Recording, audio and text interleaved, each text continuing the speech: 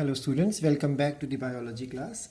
So in the last class we continued the chapter 13, that is organisms and population, and we discussed about the third type of the environmental factor or the abiotic factor. We discussed about the light and the qualities of light which are responsible for shaping the organism, controlling the activities of organism, reproduction, migration, etc. We learned that light is the visible part of the electromagnetic spectrum, and that means it is the 390 nanometers to 740 nanometers, which is the visible part. And in this visible portion of the light, it is basically few radiations only which are responsible for actively being involved in the photosynthesis, and those radiations are called as PAR, or photosynthetically active radiations, and that radiations fall in the range of the wavelength 400 to 700 nanometer. We learned in the last class that light plays an important role and the light continuously changes with the season, latitude, altitude and the landscape. We learned that with the change in the season, latitude, altitude and landscape, the light intensity, light duration and quality changes. We understood in the last class that the light plays an important role even in the life of the plants, because photosynthesis, growth, transpiration, seed germination, and when we talk about seed germination, we are talking about those seeds which germinate in the presence of light, which are called as photoblastic seeds. And then we have the photomorphogenesis, pigmentation, phototropism for flowering, and even the nastic movements which you have learned in the 11th class, along with the phototropism, the movement which you learned in the 11th class. So all these activities are controlled by the presence. When we say presence, we mean to say quality, quantity and duration of light.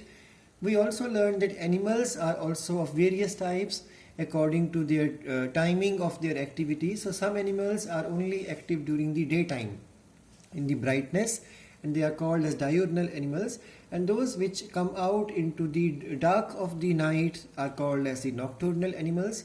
And then we have those animals which come out during early in the morning, in the twilight, and we call them as the auroral type of animals, and those which come out during dusk time in the evening are called as vesperal organism, and those which are comfortable to come out both during dusk and dawn are called as the crepuscular animals. Now in the same manner, we also learned in the last class that photoperiodism is the phenomena which includes the number and duration of the day length. So how many numbers of days were the light exposed to the organism, and then what was the duration of that daylight. So accordingly, the animals or plants can come into the categories of short day, long day and day neutral.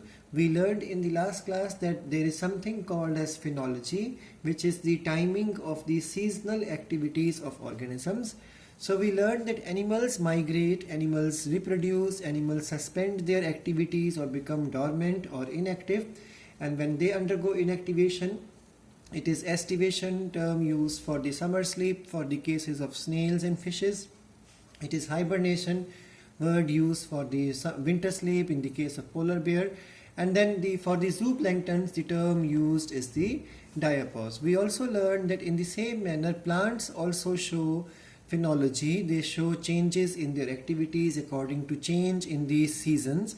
So plants perform leaf fall, plants perform dormancy, they show vegetative growth, then they show flowering. So all these things are controlled by the photoperiodism. And we also learned in detail regarding the ecosystem of a aquatic system.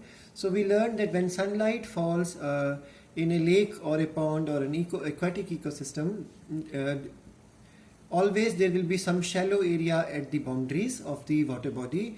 In those areas, water is able to reach to the bottom of the water body. So because of that, the type of plants which develop here are different from this portion. We learned that this type of zone in the ecosystem is called as the littoral zone, and the organisms found there are called as neritic type. And then after a certain depth, we all know that the water will become murkier and deeper, and then the sunlight won't be able to reach to the bottom. So the point at the last where it reaches and beyond which it does not go, that point is called as the compensation depth. We learned in the class that beyond this compensation depth, the ecosystem zone is called as the Lymnatic Zone. And in the Lymnatic Zone, the type of organisms found are called as pelagic, which are either active swimmers called as the nectons or free floaters called as the neustons. And in the Lymnatic Zone, we have there is certain portion where sunlight is able to penetrate nicely, and in that zone the productivity rate is more than the respiration rate, and that area is called as the euphotic zone. And beyond that, there is some area where diffuse light will go, and in that zone the rate of photosynthesis or productivity is equal to the rate of respiration. So animal does not build any biomass in this zone, it only builds here. And in this zone, the zone is called as dysphotic zone. And beyond this line of dysphotic zone, we have the zone where sunlight does not penetrate, and that area is called aphotic zone or profundal. And in that zone, the rate of productivity is lesser than the respiration, so animal or plant or organism cannot survive there. We learned that the bottom is called as the benthic zone, and the animals found there are called as the benthos, and generally they are consumers like hunter, otherwise they are decomposers. We also learned that we look at the depth of the water body. The topmost zone is covered with the green algae. In the middle zone it is the brown algae, followed by the red algae, which is able to be found at the depths of the water body. And the reason is very clear, because the red light is not able to go deep into this water body because it remains shallow, but the blue wavelength is able to go to the greatest depth inside the water body.